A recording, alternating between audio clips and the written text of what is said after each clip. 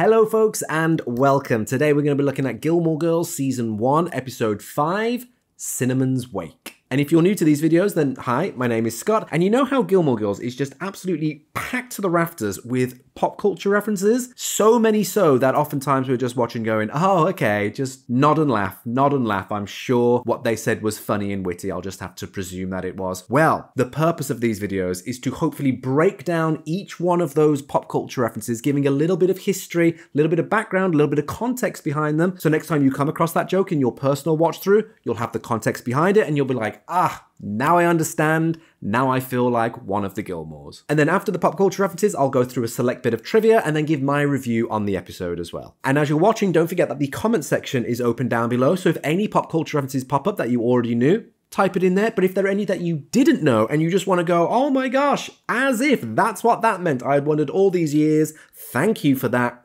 Make sure to put that in the comments as well. And if you like the video, feel free to give it a like. And if you want to make sure that you don't miss out on any other future videos, whether it's to do with Gilmore Girls, whether it's to do with Friends, whether it's to do with any other shows that'll be coming out on the horizon soon, then hit the subscribe button so that you don't miss out and it'll pop up in your feed and you'll be there and we'll all be just enjoying all these references together. Alrighty, enough of me waffling on in the intro. Let's get on with the show. So it's Friday night dinner at Emily and Richard's, and we've just learned that Lorelei's cousin Claudia has unfortunately passed away, but Lorelei has no recollection of who she is, and so Emily tries to remind her. I've never met this woman. You most certainly have. When? Several times. I'll take one.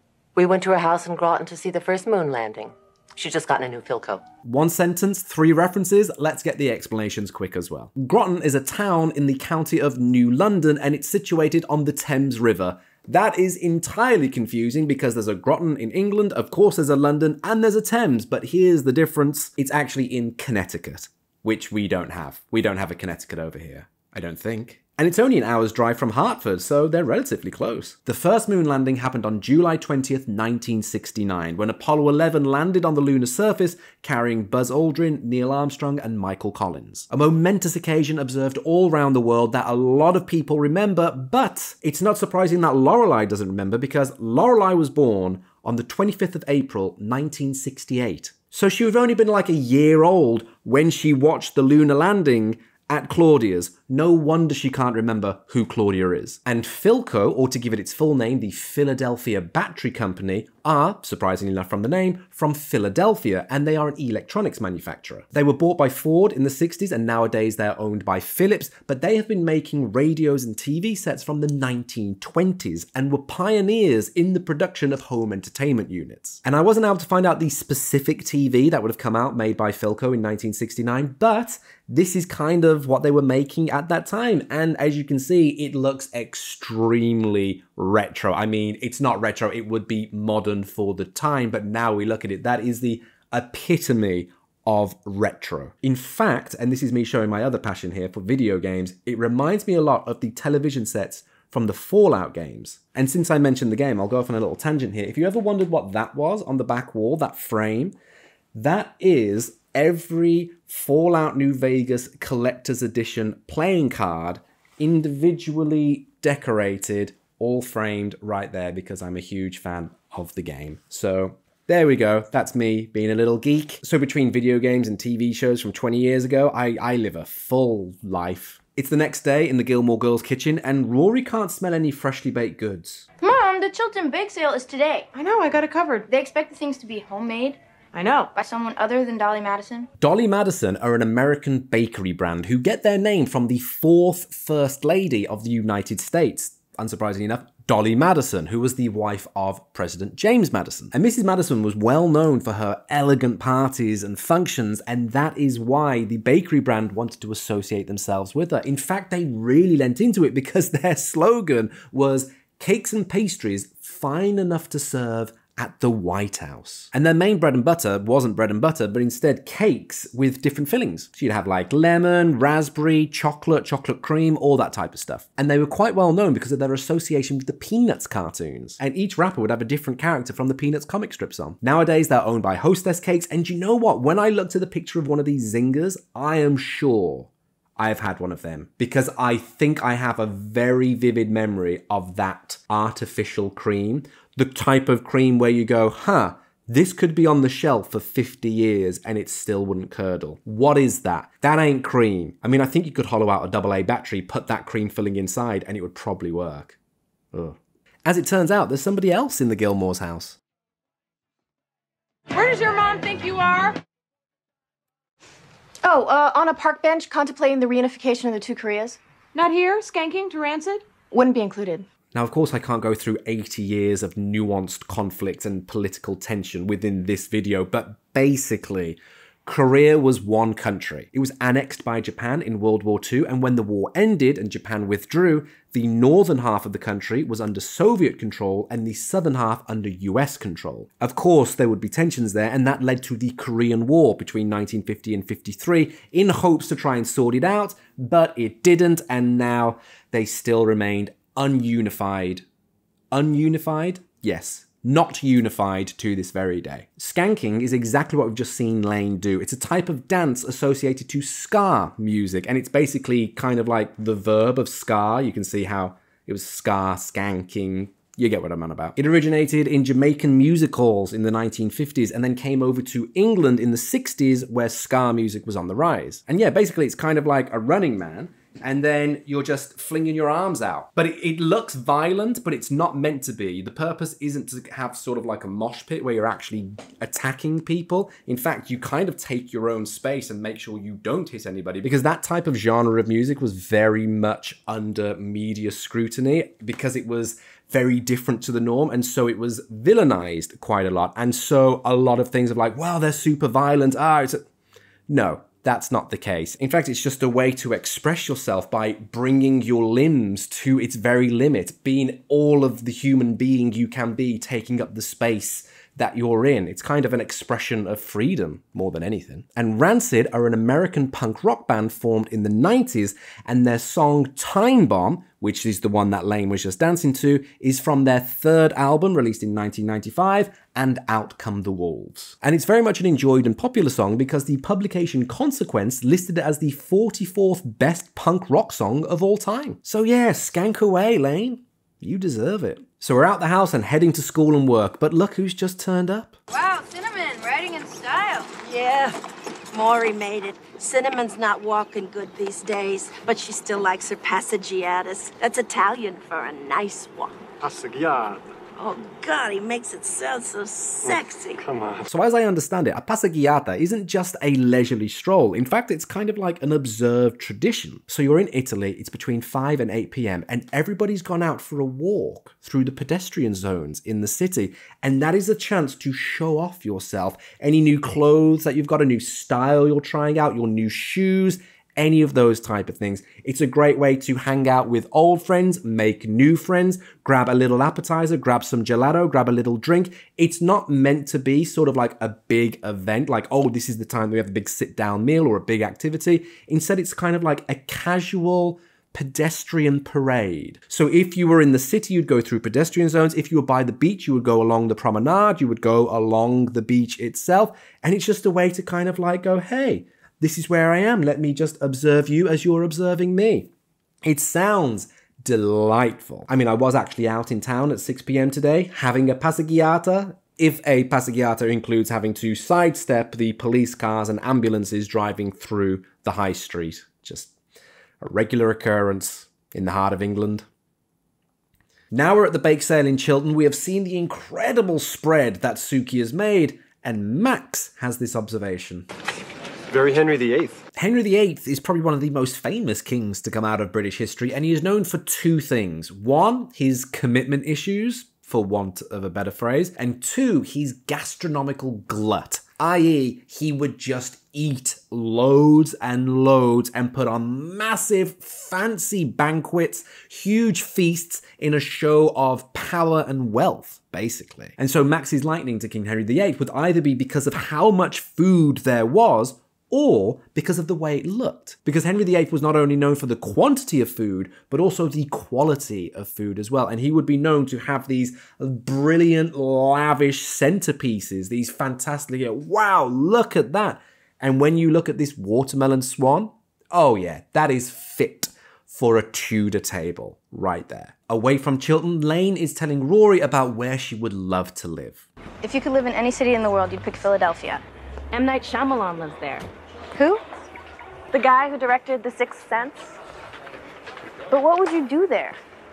Hang out with M. Night Shyamalan? She's already done my job for me. M. Night Shyamalan is the director of The Sixth Sense. This is M. Night Shyamalan. He grew up in Philadelphia, and so that's why a lot of his movies are kind of based there. And his personal style is to do horror films with a twist ending that you just didn't see coming. So some of these movies off the top of my head that I really love would be The Village, Unbreakable. Oh my gosh, Unbreakable is amazing. Signs. Oh, don't even get me started on how fantastic Signs is. And you know what? I think it was really slept on at the time. The Visit. That is such a good film. I'm not going to go into it too much, but if you haven't seen The Visit, directed by M. Night Shyamalan, then definitely give it a watch. Especially because a lot of expectation was put on M. Night Shyamalan because he came out with such big hits, such as The Sixth Sense, which I'll talk about in a little sec. So a lot of people were behind him going, oh, we want big twists, we want big movies. And he grew bigger and bigger, but then started to falter a little bit. I think the expectations were just a little bit too big for what he wanted to do. And so then he made The Visit, which is very much not a blockbuster film. It's much more focused. Absolutely fantastic. Highly recommended. But yes, the aforementioned movie, The Sixth Sense, is probably his most famous and successful work as well. Came out in 1999, starring Bruce Willis, and oh my gosh, I love that film so much. I am a huge Bruce Willis fan, and I think that is one of his best performances. That and probably him in Death Becomes Her. They would be, oh, then Die Hard as well. Oh, there's too many, actually. Hudson Hawk? No, there's way too many. I think he's just great. But The Sixth Sense, incredible. Nominated for 6 Oscars and one of the highest grossing horror films of all time. And the plot is about a young kid who sees dead people. And that is all I'm going to say about it, because if you haven't watched it, you gotta watch it because, oh, it's a journey. It's a journey. So yeah, Lane, I kind of get it. Head to Philadelphia and hang out with M. Night Shyamalan. I mean, that sounds like a great idea. Let's all do it. But their walk and thoughts on a possible new life has been interrupted. Wow, that sounds bad. Cinnamon's dyspeptic. So's Maury. Too many clams. Bad clams. So dyspeptic, I don't know what that meant. It's a rather old-fashioned word, and this is what it means.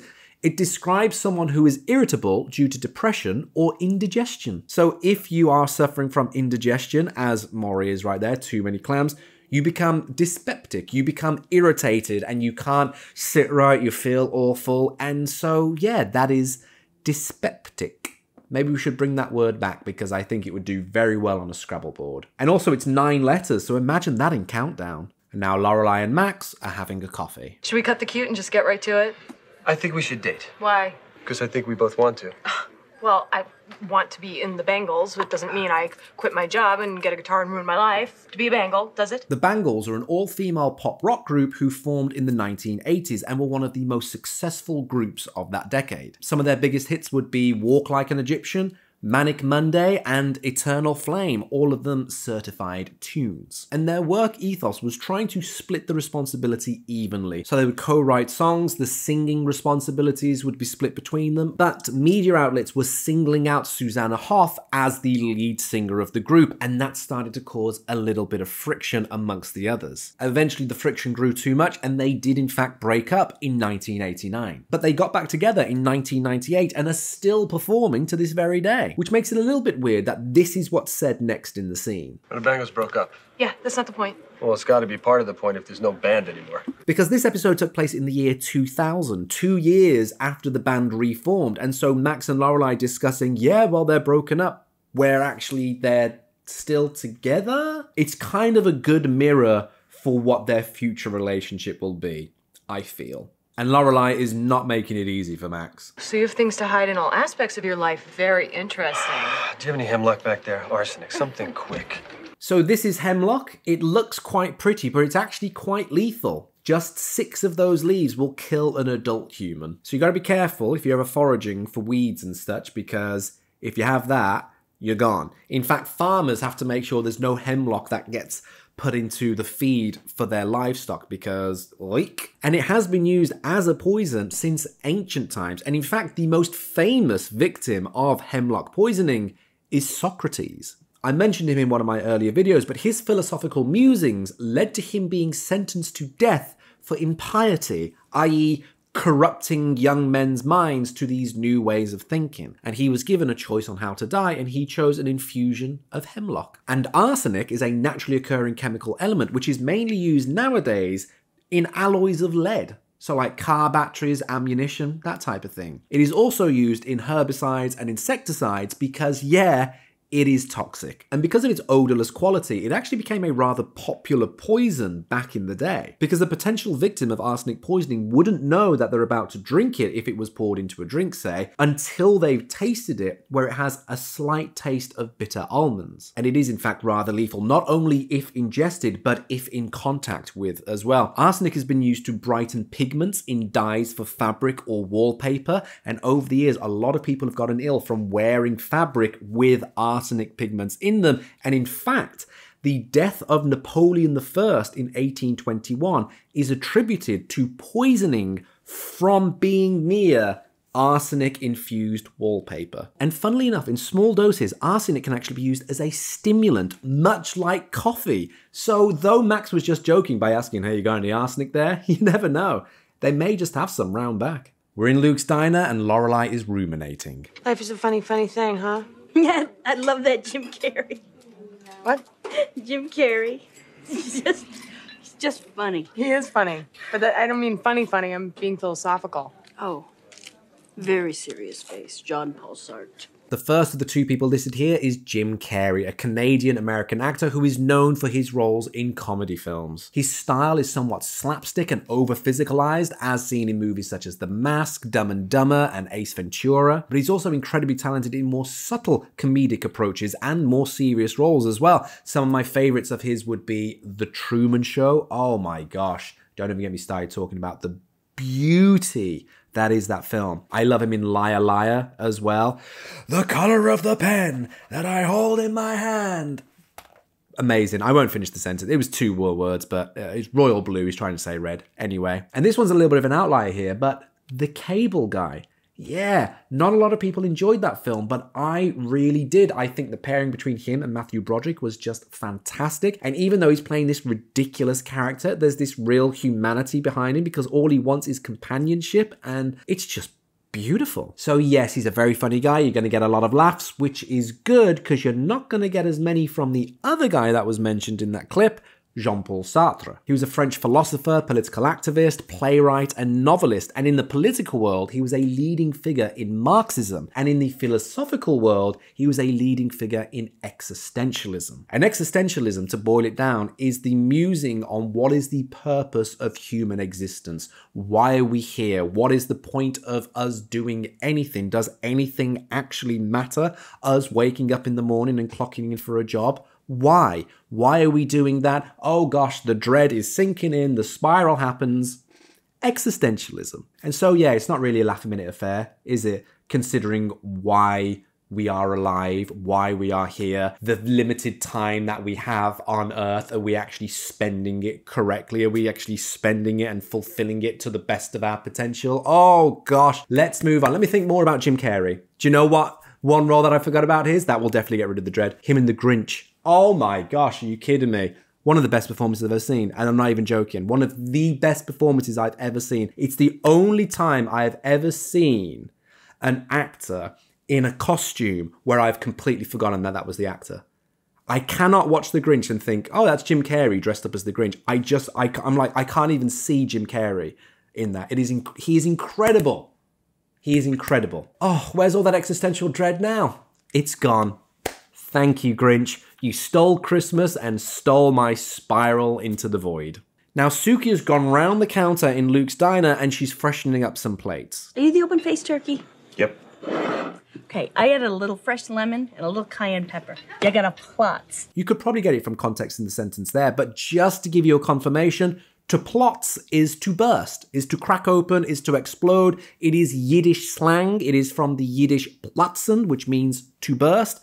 And there you go. It's a proper word that's been around since the 1920s, and I love the sound of it. To plotz. You're gonna plotz. I just love it. I might try and use that here in England.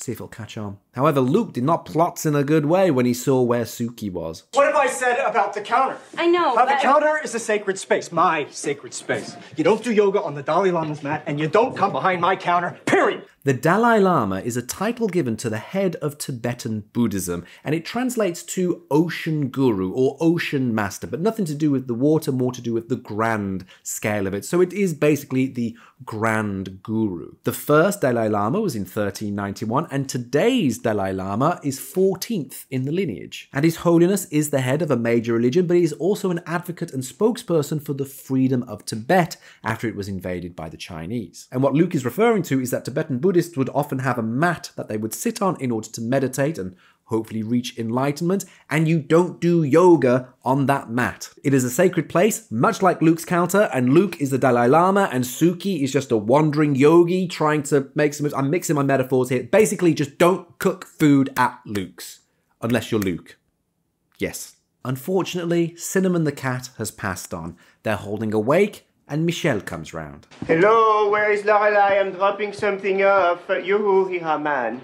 Where's Lorelei Gilmore? Hee Haw was an American TV show that ran for nearly 3 decades, starting in the 1960s, and it was set in Cornfield County, a fictional rural town, and it would feature lots of different sketches and acts based on country and rural humour. The content would resonate with those who grew up in a rural background or who happened to grow up in one of the more rural states across America, and the musical acts would be very much country and western. It would just be giving a whole vibe. And as such, the players on the show would be dressed with more rural attire, i.e. more farmer-like attire, dungarees, plaid shirts, much like the guy in this scene. He looks like he'd fit into that show perfectly, and that is what Michelle is referencing, though it's weird that he would watch that show, Michelle. Maybe they have it in France. I mean, Hee Haw is the sound of a donkey, an American donkey. What does a French donkey sound like? Ha ha. God, I'd never do that again.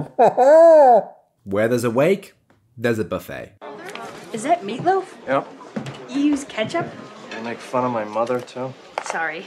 You know, my Roquefort puffs would complement that dish quite well. It's fine on its own. Thank you. I've never had meatloaf. I've never had it. I'm British. We don't have meatloaf over here, and I see it all the time in American TV. I see it so much as a staple of like, oh, it's meatloaf Thursday, I don't know, whatever. I would love to try it. I don't want to get it from a restaurant if they happen to do like, oh, I want to have some authentic meatloaf. So if I ever come over to America, or when I come back over to America rather, I hope I can get some home-cooked meatloaf somewhere. It's just ground meat baked into a loaf, really. I really want to try some. Oh. And what I really want to try are some Roquefort puffs. Never had them before. My God, do they sound delicious. Puff pastry, in the middle, Roquefort, which is like blue cheese made from sheep's milk. Oh my gosh, everything. I absolutely love blue cheese. It's my favorite cheese. The bluer the better. That's my motto in life. Is it? No. For cheese it is. But my goodness, imagine just one of those. Where can I get them? They don't have them in Asda. I'll have to keep an eye out. So Cinnamon is gone and Babette is clearing out the cupboard. Can I help you with something? Oh, no. I thought I'd just get some of this stuff packed away. Wow. It's like a scene from the kiddie version of Valley of the Dolls. Valley of the Dolls is a 1967 movie based on the book of the same name, and it stars Patty Duke, Barbara Perkins, and Sharon Tate as 3 young women who are trying to make a break in the entertainment industry. And as their careers progress, maybe in ways that they would not have hoped for, they become addicted to barbiturates, or depressant pills. And that's where the dolls of the title comes from, because dolls is another slang term for depressants or downers. And so yeah, one of the main themes in the movie is them dealing with their substance abuse because they are taking so many pills. So many pills, much like in the cabinet of Babette right there. Look how many pills Cinnamon was taking. Maybe it was a combination of all them that made her live to 260 years in cat years. Fair enough. Them some good innings. Are you mad? Yes. Right. Because I'm dating him? Because you lied to me. I kept information from you. Information that I should have had. Information that would have come out eventually, like the Iran-Contra scandal. So you're Oliver North. No, I'm Fawn Hall. Mom. Well, she was much prettier. So the Iran-Contra affair was a political scandal which took place in the 1980s. So Ronald Reagan is president, right? The actor? That was a Back to the Future reference, forget it.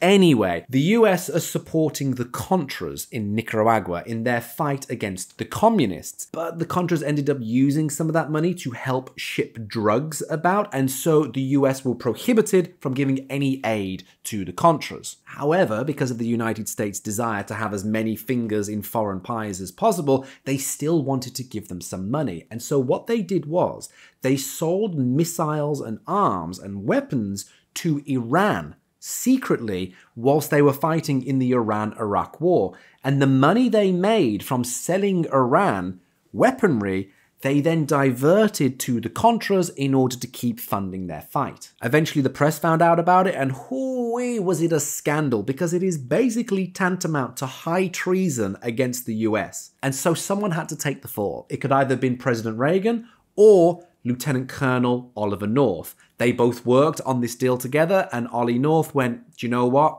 I will take the fall for you. And his secretary, Fawn Hall, was actually an accomplice to this crime because she shred documents in order to try to hide any evidence.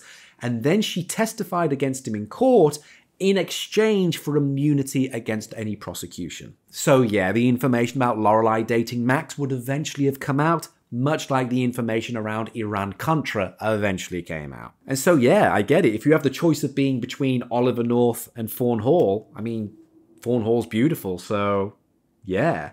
In a world of Oliver Norths, be Fawn Hall. And just for the scoreboard at the end, even though I was describing the events and Oliver North and Fawn Hall, I'm only counting it as one, okay? Now Rory's found out that Lorelei was going to go on a date with her teacher, and Lorelei is defending herself. I mean, there are a million guys in this world, and you end up with Mr. Medina. You think I don't get the weirdness factor? Believe me, the last thing I intended to do was date your teacher. I really like him, Rory. I can't help it. And it's been a really long time since I felt like this. You can't always control who you're attracted to, you know? I think the whole Angelina Jolie, Billy Bob Thornton thing really proves that. Angelina Jolie is an actress, Billy Bob Thornton is an actor. They met whilst filming the 1999 film Pushing Tin, and then a year later, they got married. And they had a rather intense and somewhat unconventional relationship. They would have very public displays of affection, and they were known for wearing vials of each other's blood in necklaces around their necks. I mean, fair enough.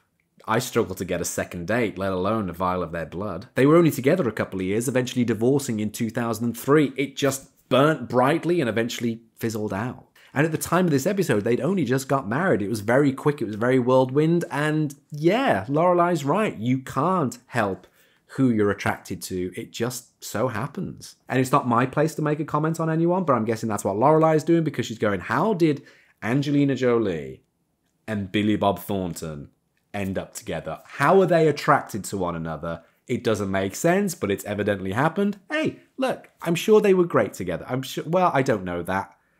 Don't come to me for relationship advice. And there we go, folks. That was every pop culture reference in Gilmore Girls Season 1, Episode 5, Cinnamon's Wake. Oh, but wait, there was one more that was hidden in the title itself. Let me just jump into the explanation. Cinnamon's Wake is obviously referring to the fact that Cinnamon, who has passed on, is having a wake. But it sounds a lot like Finnegan's Wake, which was a 1939 avant-garde novel by James Joyce. And the title, Finnegan's Wake, comes from a 19th century comedic Irish ballad about one Finnegan who falls from a ladder and dies. Oh no, very sad. So the community have a wake for him, he's there, everybody's mourning, but oh my gosh, he actually wakes up because he wasn't dead. So yeah, that's about death and resurrection. Death and resurrection also appear in the book as well, the actual themes of the book. And it's kind of a theme within this episode, but I will talk about death and resurrection when we get to the review later on.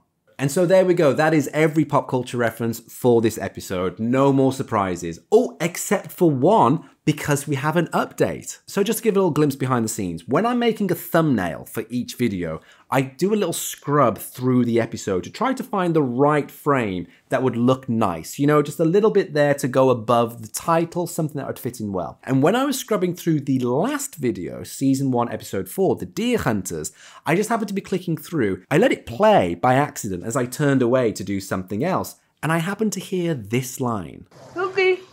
What's with all the risotto? Have we gone theme now? Ooh, is it gonna be like the Scotch tape store? And I can't believe I missed it on my first watch through. I must have been hungry or something just thinking about risotto. That must have been it. Like, I was too distracted to even realize that Lorelei had made a fantastic reference to the Scotch tape store. So the Scotch tape store was a sketch on SNL about a Scotch tape store. And basically it was a store in a failing mall. And the only thing they served there, the only thing they sold was Scotch tape. So people would come in asking for different things, like, no, we only sell Scotch tape. And it was just that premise of, we only do one thing. That is all we are selling. And it is only Scotch tape. It is a Scotch tape store. We are only selling Scotch tape. And that is what Lorelei is referencing here, because there are so many risottos about. Oh, have we gone theme that all we're doing is serving risotto, much like is all we're doing selling Scotch tape in the Scotch tape store. So I'll add one more to the tally for season 1, episode 4, and now let's take a look at what that's done to the overall standings. So season 1, episode 4 originally had 27, now it has 28 in total, but where does this episode fit in? So, the amount of pop culture references referenced in season 1, episode 5, Cinnamon's Wake, is 26 overall references explained. And so when we take a look at the rankings, there was still quite a lot covered. However, it only sits in at 3rd place, still behind episode 3 in at 1st place with 29 and episode 4 in 2nd place with now 28. And so yeah, quite a few to have gone through. There were a lot of clusters I found with this one. There were a lot of many within one rather than just individual references. So probably less clips overall, but still as many. You're getting more references per sentence. More RPS is what you're getting in this episode. Officially coined term as of now. But let's put aside the pop culture references and take a look at a little bit of trivia instead. Not a lot of trivia for this episode, but I will read this one. You know how Claudia was meant to be Lorelei's cousin? Well, Claudia being Lorelei's father's grandmother's sister's daughter would make Lorelei and Claudia first cousins twice removed. I mean, I don't even want to look at the chart for it, really. I'll put a chart there, but I'm not going to look at it. I'm not going to look at it because it just confuses me so much. First, second, third cousins, removed, twice removed, 3 times removed. It's crazy. I mean, I don't even have a brother or sister. So the idea of all of that extended family baffles me. I'd say this one was more of a goof, but in later episodes, Kirk says that he has lived in Stars Hollow his whole life. But in this episode, he says he doesn't know who Miss Patty is. And she's a staple in that town. And I think that's more to do with just realizing who the character of Kirk is, because Sean Gunn appeared in earlier episodes not as Kirk, as Mick, I think he was, who was installing the internet. And I think that's kind of the charm of him, because he is this sort of enigmatic character who just sort of fits into everywhere, and you go, oh, he's doing this now. He's the jack of all trades, but kind of like in a really weird way. How is he employed by like 100 different companies, you know? And I think the idea that his history is just really confused and all over the shop, you know, part of retconning of like, oh, we want to establish him as a character, you know, we made some mistakes in earlier episodes, but I also think it's actually part of his charm of like, yeah, even his past, his future, his name, it's just so confusing. Who is this random sort of troubadour-esque character that just appears to be floating through the town? Like, yeah, I appreciate that. So maybe it's a goof, maybe it's just part of his charm, and yeah, we'll just go with that. And that was all the trivia, so now it's time for my review on the episode. So as I was saying when I was talking about Finnegan's Wake, the idea of death and resurrection is a theme that appears in that book and appears in the title reference, you know, because of the rhyme, but also it is within this as well, because there are 2 deaths. You have the death of Claudia and you have the death of Cinnamon.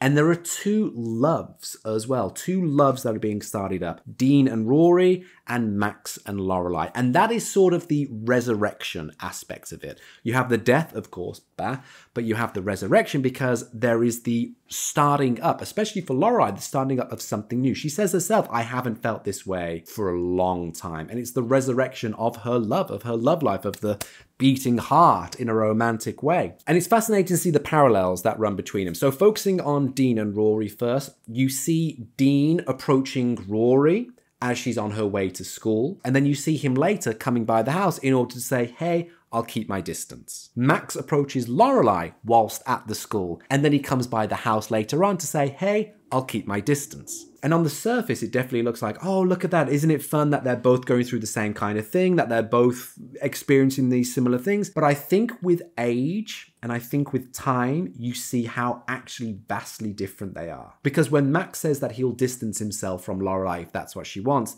he does it with such grace. Lorelai, I like you. And I don't want to force something on you that you don't want. So... And that is a very mature and gentleman way to do that. To go, hey, I'm interested in you. I get you're not interested in me. So I'll just remove myself from the situation. And he does it very demure. He does it very well. But then let's take a look at when Dean does it. Look, I just wanted to say that I'm sorry. For what? Well, I've been kind of bugging you lately. I thought you maybe liked me. But it's obvious that you're not interested. So I just wanted to say that I get it. And...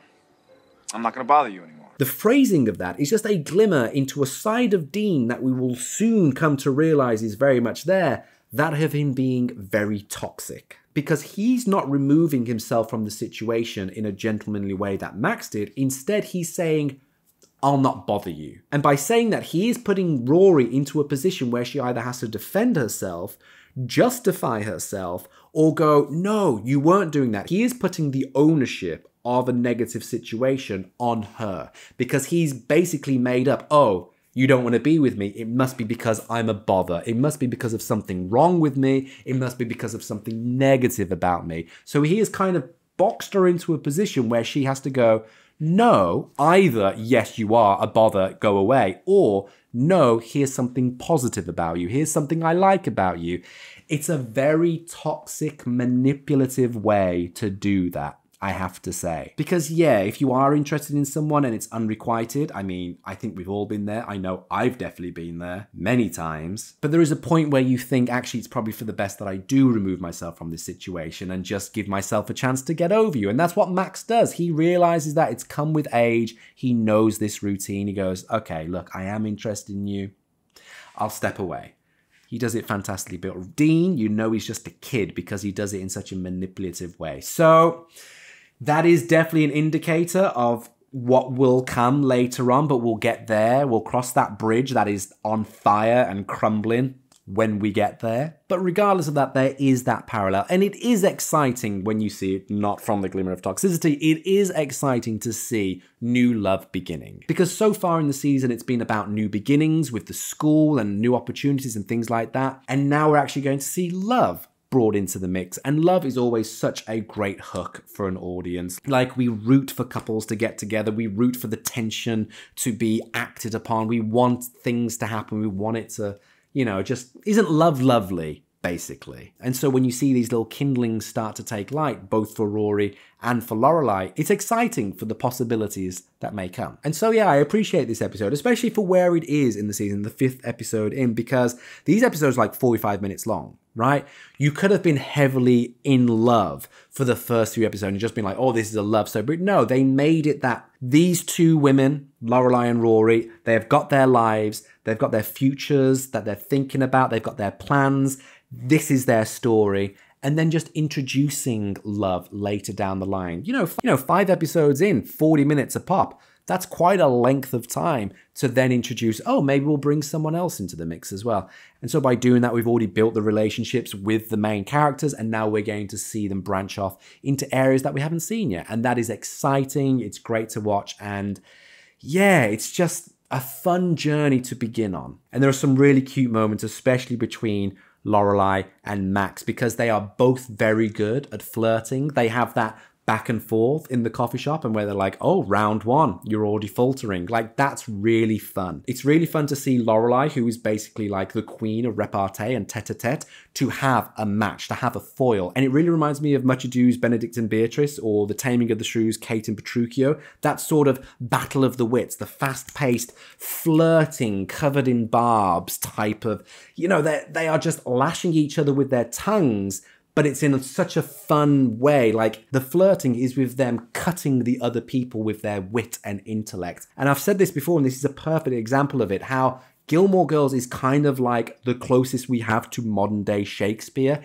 in that respect with the repartees and the tete-a-tetes, because that fast-paced dialogue, you see that a lot through the Bard's work. You see that sort of social upping through the usage of clever puns and clever words and clever sentence structures. A character can be shown to have more about them and get more respect because they are quick-witted, because they can think of their way through situations quickly. And you see that most with these love stories, and we finally get to see Lorelai's quick wit and repartee and tete-a-tete action with someone else who matches her. And you know it's a match because she is leading when she goes, oh, first round to me, it seems.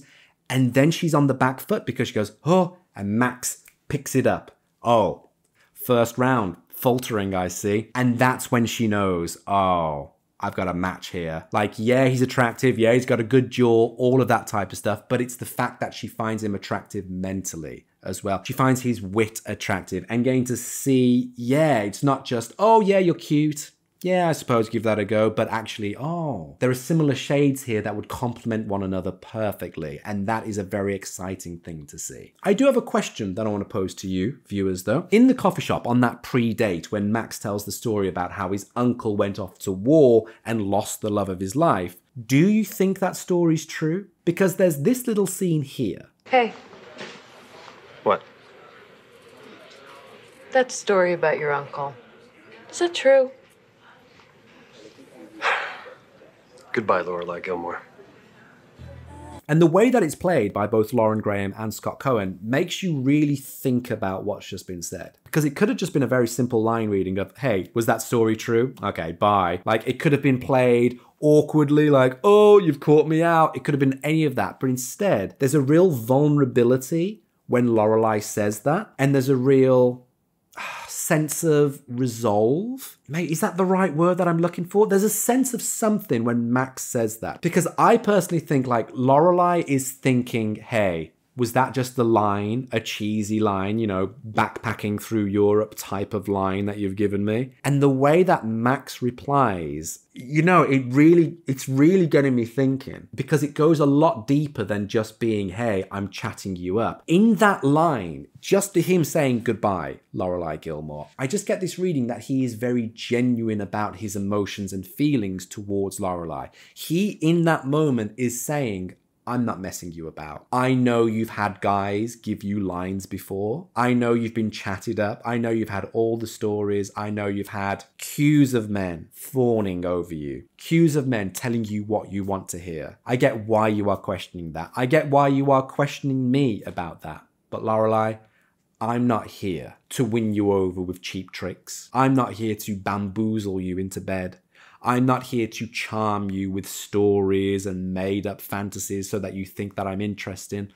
Lorelai, I am here for you. All of that contained in that one line. And I get the similar feeling with the way that Lorelai says, hey, did you make that story up? Because she knows she's had all of the stories. She knows she's had all of the pickup lines, all of the tries, all of the different tales and fabrications in order to try to win her over, in order to try to bamboozle her into bed. She knows that. And right here, she wants to know if it was that, yeah. But I think she also is really hoping that it wasn't a lie. She's really hoping that it's a genuine line. She's really hoping that Max isn't just one of those other guys that wants to spin a yarn in order to try to get another date with her.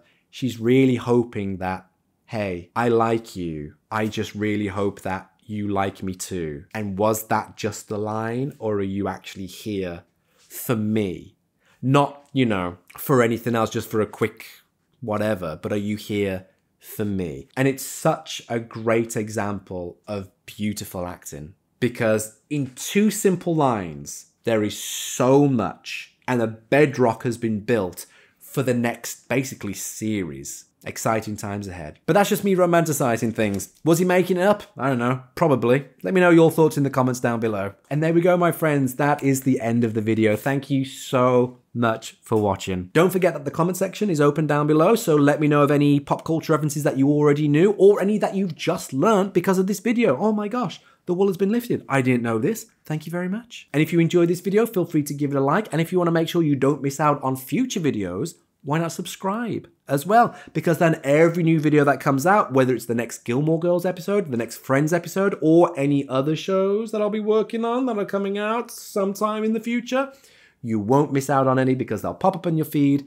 if you hit that subscribe button. And so that's all the admin done for the outro, and all that's left is for me to wrap it up. So yes, once again, thank you so much for being here, my friends. Luck and more to you all, and catch you next time.